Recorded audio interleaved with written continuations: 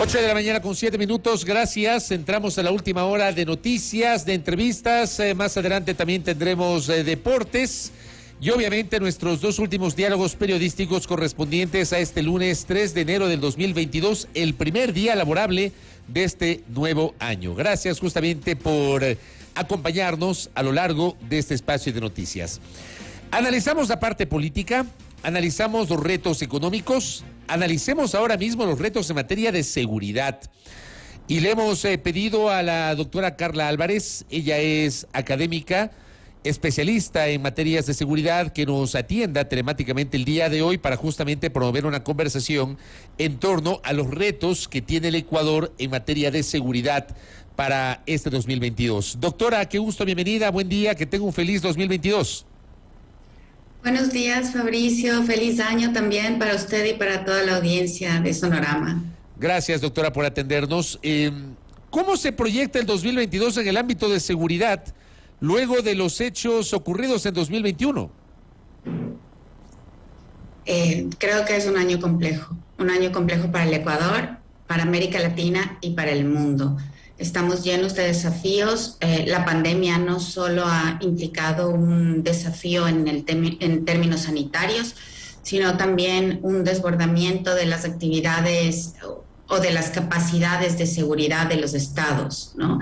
Y también ha generado un clima propicio para el florecimiento de algunas actividades ilegales, y esto pues plantea la necesidad de que los estados generen capacidades para tener resiliencia frente al crimen organizado, y creo que eso pasa por inversión económica, fortalecimiento de la ley, implica la consolidación de un liderazgo político, esto a nivel general, y también aplica para el Ecuador. Entonces vamos a tener un año bastante complejo, diría yo, por lo visto en el 2021, por los pendientes que quedan y por las cosas que tenemos todavía que resolver. Vamos entonces hacia el 2021 y evaluemos ese año. ¿Qué pasó en materia de seguridad en 2021, doctora Carla Álvarez? Pues bueno, tal vez lo más desgarrador que vimos fue las masacres carcelarias.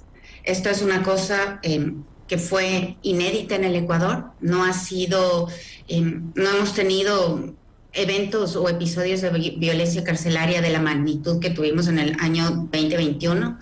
Se establecieron algunas estrategias para resolver este problema, pero no lo logramos saldar. Es decir, no tenemos una bandera verde sobre este tema, sino todavía una alerta que está roja. De hecho, al cierre del año tuvimos un intento de amotinamiento, una revuelta pequeña dentro, un malestar dentro de la cárcel del Litoral, y bueno, estamos con una bandera roja en ese tema. Pero tenemos muchas otras cosas, ¿no? Unas incautaciones récord de drogas en el Ecuador, lo cual es indudablemente bueno, pero que nos dicen que estamos con un problema de tráfico de drogas por nuestro territorio. Tenemos tráfico de armas, tenemos un problema severo de minería ilegal. Y también tenemos problemas de tráfico de personas, de coyoterismo, de tráfico de especies naturales, de flora, de fauna, que son problemas importantes en el mundo. En el Ecuador se han visto, también son significativos, aunque las principales preocupaciones están en términos de drogas, de violencia. Además, una cosa importantísima y que me estaba olvidando, y es que hemos tenido en este año un crecimiento bastante significativo de la violencia social.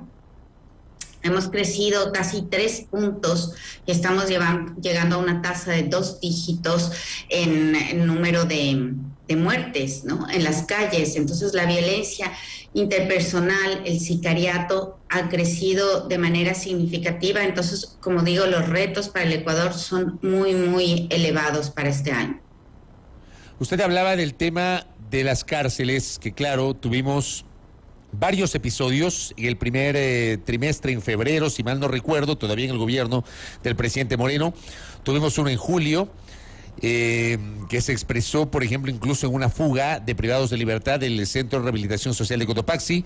Tuvimos lo de septiembre, que fue la masacre más sangrienta de la historia carcelaria de la República, con creo que fueron 118 privados de libertad asesinados, exacto, 118, y luego tuvimos la del 12 de noviembre que provocó la muerte de 62 privados de libertad.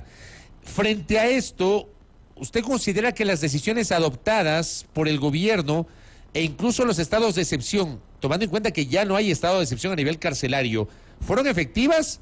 ¿Y cómo se proyecta esto para el próximo, para el año que ha comenzado, doctora? Bueno, Fabricio, habíamos conversado una vez hace un par de semanas, me parece, sobre el tema de la crisis carcelaria, sobre algunas acciones que había tomado el gobierno, y digo que me sostengo en que indudablemente son unas acciones acertadas. La Comisión de Pacificación de las Cárceles es una decisión acertada, es dialogante, es propositiva, me parece. Ahora, creo que las decisiones son insuficientes. Creo que nos hace falta. No hemos hablado de presupuestos. Todavía no tenemos la asignación presupuestaria que se requiere. Bueno, se han hecho algunos ofrecimientos. Se ha hablado en un momento incluso de duplicar o triplicar el monto asignado a las cárceles. Todavía no se ha hecho. Se ha comprado 2 escáneres. La gente que debía salir en libertad por condonación de penas todavía es muy escasa. Es decir, tenemos todavía muchos problemas para resolver, y la pacificación de las cárceles no solamente se da a través del diálogo, sino que se da porque hemos alimentado a la gente, la hemos protegido, le hemos dado salud, le hemos dado condiciones, y después de eso, pues dialogamos. Con hambre, con enfermedad, con hacinamiento, no podemos dialogar pacíficamente. Entonces, tenemos que entender que las condiciones materiales son tan importantes como las condiciones de buena voluntad, de paz, de negociación, que son indudablemente importantes, pero necesitamos también condiciones materiales para los presos. Me parece que eso no se ha dado, no se han mejorado los sistemas de vigilancia, tampoco se han contratado más guías carcelarios. No tenemos una situación significativamente distinta en términos de número de guías penitenciarios, seguimos teniendo un desbordamiento de las actividades de estas personas. Entonces, bueno, que se han tomado buenas decisiones, pero que son insuficientes todavía desde mi punto de vista. Creo que hay que reforzar el nivel de inversión, la entrega de dineros, y indudablemente hay que mejorar las condiciones de vida de los presos. ¿Y qué pasa con, por ejemplo, esta sensación de inseguridad que tenemos los ciudadanos en las calles cuando estamos transitando, cuando estamos parados en un semáforo, esta viralización de videos de asaltos, de robos que se cometen en locales comerciales, gente a la que le arranchan la cartera y que esto se expresa justamente o queda registrado en un video? ¿Qué pasa con eso y con esas estadísticas, doctora? Pues esto es justamente lo que había mencionado respecto a la violencia interpersonal, es decir, la violencia social, la que se da por la delincuencia común. Esta violencia se da por delincuencia común, pero también por crimen organizado, que es lo que nosotros vemos como indicadores de sicariato, ¿no? Entonces, pues es una violencia que está presente en las calles, que tiene muchísima relación con el crimen transnacional organizado, por una parte, ¿no? Con el narcotráfico, con ajuste de cuentas, etcétera. Y por otra parte está muy relacionada con las condiciones de pobreza y desigualdad de los países.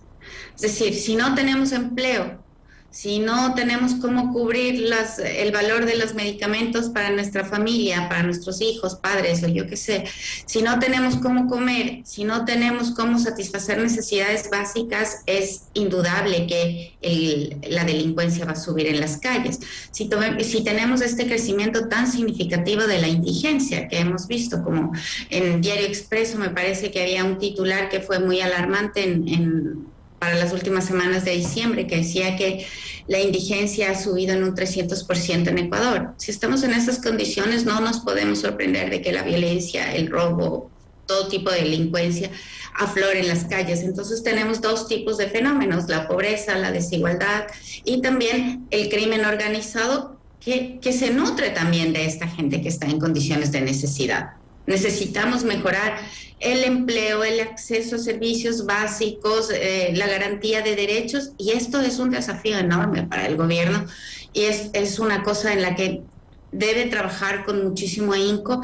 Lamentablemente todavía no veo claridad en las acciones o en el plan de acción del gobierno. Pensaría que es un desafío enorme que tiene para el 2022. Eso le iba a preguntar, si es que existe o no una política pública en el ámbito de la seguridad. ¿Usted cree que existe?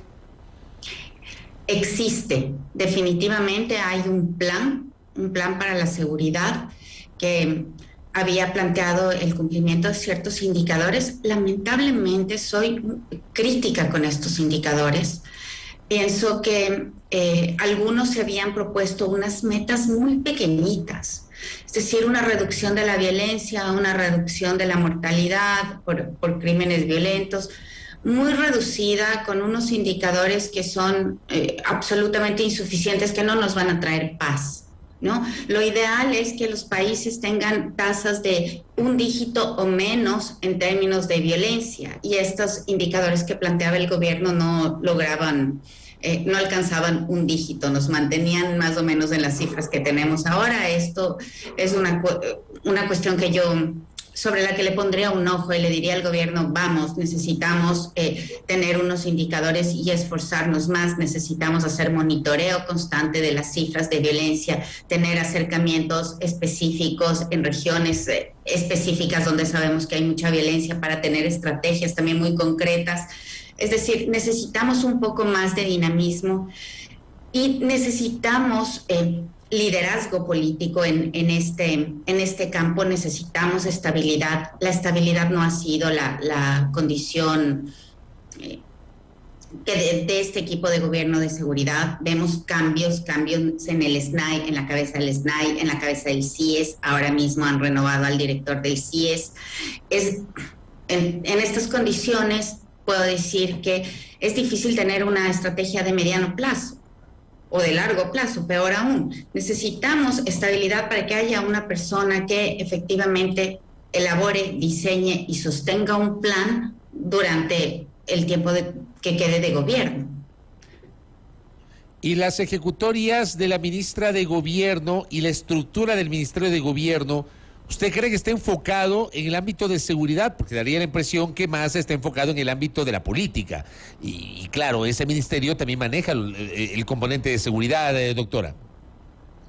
Sí, concuerdo con ustedes. Es un ministerio que está desbordado de actividades, que tiene que encargarse de lo político, que ya sabemos que en Ecuador es muy agitado y muy azaroso. Siempre hay muchas cosas que hacer en términos políticos, pero en el campo de la seguridad también es un ministerio en el que tiene que dar línea. La propia ministra ha dicho que no tiene experticia en este tema, se ha demorado en la conformación de su equipo de trabajo, ha nombrado a su viceministro, que es un viceministro que conoce del tema de seguridad, pero se ha demorado mucho en designarlo. Y bueno, vemos que tienen dificultades en la conformación del equipo.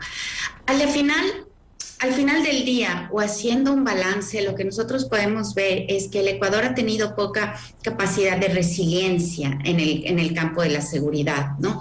Ha habido un liderazgo político moderado, no ha sido un liderazgo contundente, ha habido poca transparencia en la rendición de cuentas.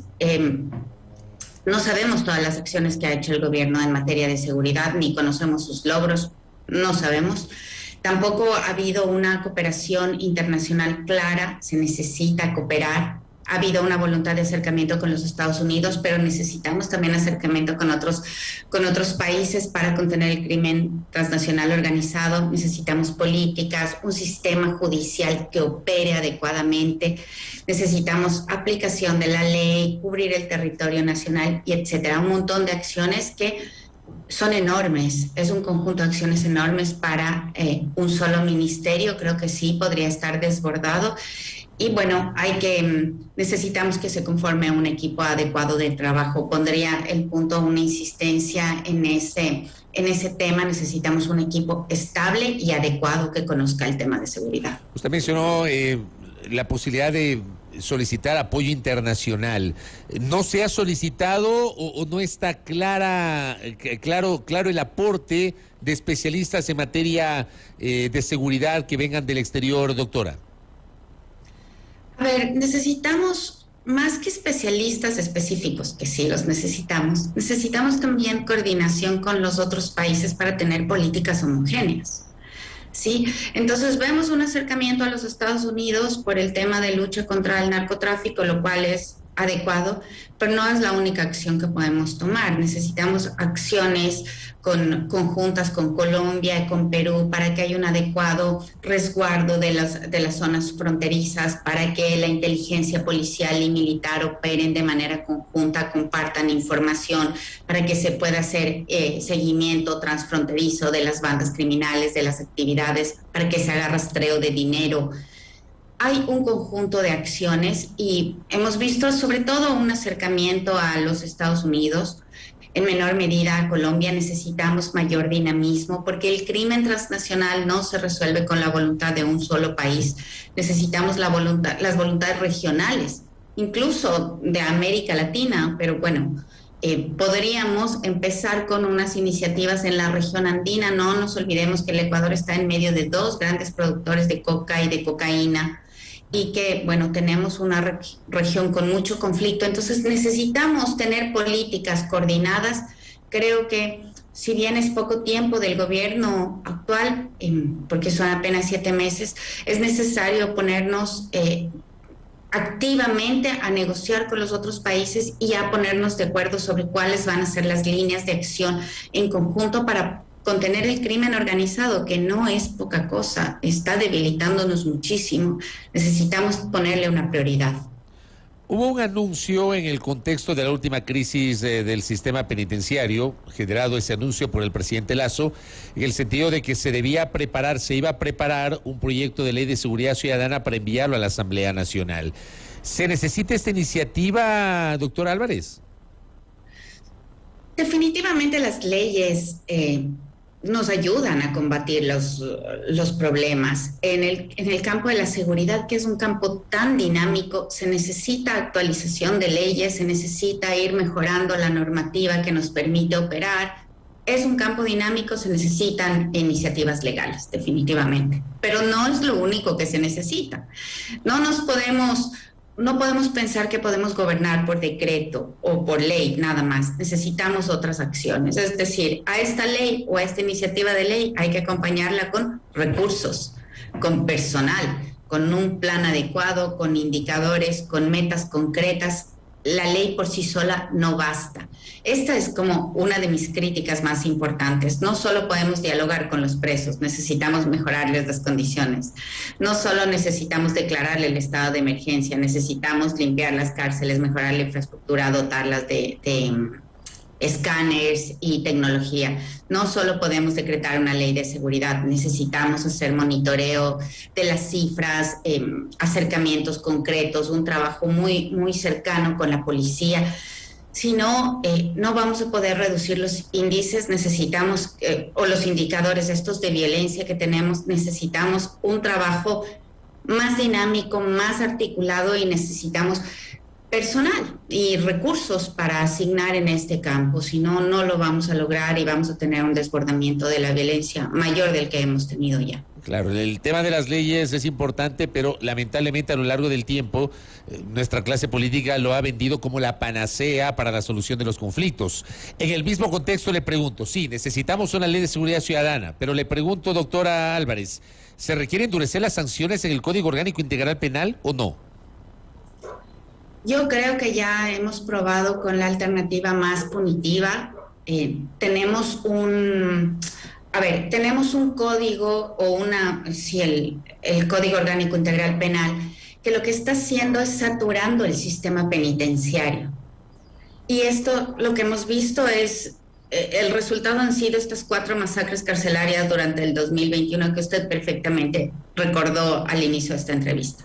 Nosotros no podemos tener un sistema legal, un marco legal que siga sobresaturando las cárceles. Necesitamos medidas alternativas y eso es un desafío enorme para el Ecuador.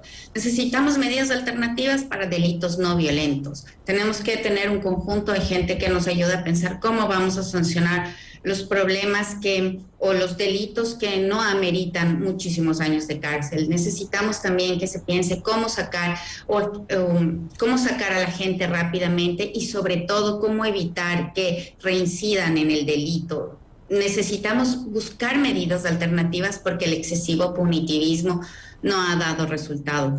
Pero esto es todo parte de un engranaje más amplio. Sin empleo no va a haber rehabilitación. Sin incentivos para contratar a gente que tenga antecedentes penales, no va. Sin que pensemos en ese incentivo, no vamos a generar una verdadera reinserción. Necesitamos pensar incluso en cómo generar ingresos o cómo los presos podrían generar ingresos para pagar las deudas que tienen por fuera o el mantenimiento de sus hijos. Necesitamos cortar las mafias estas que extorsionan a la gente dentro de la cárcel. Es decir, hay muchísimas cosas que pensar. Necesitamos muchísimo personal, necesitamos mucha gente especializada, necesitamos sumar el hombro todos en el campo de la seguridad. Me preocupa el discurso de que el Estado está obeso. Con un Estado débil y raquítico, pues tenemos estas condiciones de seguridad. Necesitamos más gente, más cabezas pensando y necesitamos pues que haya un egreso de dinero significativo. Necesitamos contratar más guías penitenciarios.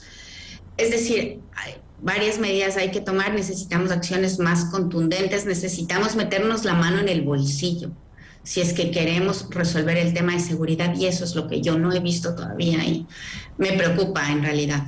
Hay un tema que también le quiero traer a colación, y es que hace exactamente una semana entrevisté en este espacio al viceministro del Interior, Max Campos, sobre la situación de seguridad. Y digamos, él hace una declaración que fue cuestionada por varios de nuestros seguidores, de nuestros internautas, de nuestros oyentes, en el sentido de que se entendió de que se pretende trasladar la responsabilidad de la seguridad al propio ciudadano. O sea, si me dicen a mí que salgo a la calle y me proteja, obvio que tengo que protegerme. O sea, que el ciudadano tiene que estar pendiente, tiene que asumir su propia responsabilidad sobre su seguridad. Pero es su corresponsabilidad, porque el Estado, le decía yo al viceministro, es el encargado de garantizar la seguridad de los ciudadanos. O sea, si yo camino por la calle y alguien me asalta, ¿cómo me protejo de ese delincuente que me asalta? O si me paro en un semáforo con mi vehículo y estoy con mis vidrios arriba, pero alguien con una piedra me rompe el parabrisas y me asalta, ¿cómo me protejo de ese asaltante? Entonces, yo lo que le quiero preguntar es si efectivamente hay una responsabilidad directa de los ciudadanos en su propia seguridad. Doctora. O sea, hay una responsabilidad de los ciudadanos para protegerse, para autoprotegerse. Pero como lo haríamos de cualquier circunstancia, protegernos de la enfermedad, protegernos de no sufrir un accidente, es decir, es una responsabilidad que todos tenemos sobre nuestro bienestar individual, en todos los sentidos. Ahora, incluso alimentarnos adecuadamente, tenemos una responsabilidad individual particular. Bien, ahora, los estados existen justamente porque hay un conjunto de personas, un grupo social que quiere sentirse más protegido, y son los estados los que originariamente organizan la protección de conjuntos amplios de personas que pertenecían a un determinado conglomerado social. Es decir, el Estado tiene, esto en la ciencia política, en una entelequia, y en el mundo ideal, los estados tienen el monopolio del uso legítimo de la fuerza y están llamados a garantizar la seguridad de los ciudadanos. Sobre esas bases se ha construido pues la división de poderes, la fuerza pública, la policía encargada de la seguridad interna, las fuerzas armadas encargadas de la seguridad externa, es decir, y sobre eso nosotros pagamos impuestos. Pagamos impuestos para que haya una policía, para que haya fuerzas armadas, para que haya unos legisladores, para que se imparta justicia, para que haya un liderazgo adecuado del conjunto de la población. Si nosotros pagamos estos impuestos y pagamos a los asambleístas y pagamos al gobierno y pagamos a la función pública y a las fuerzas armadas, etcétera, y no recibimos nada a cambio, y nosotros encima tenemos que garantizar nuestra autoprotección, pues el Estado no sirve de nada. ¿Cuál es la función del Estado? ¿Qué es lo que hace para que ¿Cuál es su razón de ser? No podemos entregar al individuo su propia responsabilidad de su propia protección. Es necesario considerar que además esto generaría, o pensar de esta manera, generaría unas condiciones de desigualdad enormes entre los ciudadanos. Quienes pueden comprar su propia protección, pues estarán más seguros, y quienes no, estaremos súper desprotegidos en esta sociedad. Y entonces, ¿cuál es la función del Estado? No tiene, ni el Estado ni el gobierno tienen ningún sentido de ser. Es necesario que volvamos a pensar en la importancia del Estado como proveedor de seguridad en condiciones de igualdad para toda la población. Es necesario que las autoridades asuman esta responsabilidad, porque somos los ciudadanos quienes con nuestro aporte, nuestro trabajo individual, generamos el dinero necesario para que ellos operen. No nos pueden devolver la responsabilidad a nosotros. Esto es, yo creería que estamos ahí un poco fuera de foco. Necesitamos que el Estado asuma y el gobierno asuma la responsabilidad para la cual fue elegido el gobierno, y el Estado es la razón de ser por la cual opera y por la cual debería proteger a todos los ciudadanos. Correcto, muy claro. Doctora, gracias por su tiempo y por estos criterios que justamente ha expresado sobre los temas de seguridad. Otro de los retos que el Ecuador tendrá para este 2022. Muy amable, doctora. Muy buen día, Fabricio. Saludos a todos y todas los oyentes. Hasta luego. Gracias, hasta luego. Gracias a la académica Carla Álvarez, hablando sobre los temas de seguridad aquí en A Primera Hora. 8:33, pausa.